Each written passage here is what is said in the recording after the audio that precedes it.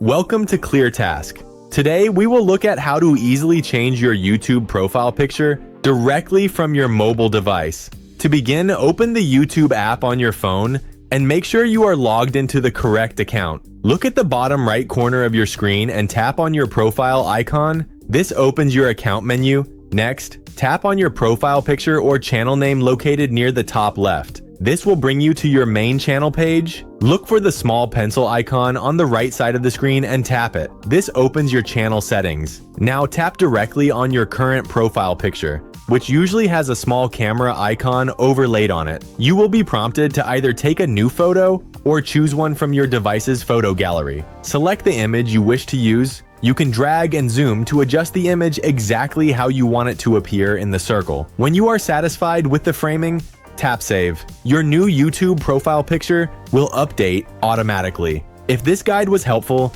please leave a like and subscribe to ClearTask for more straightforward tutorials.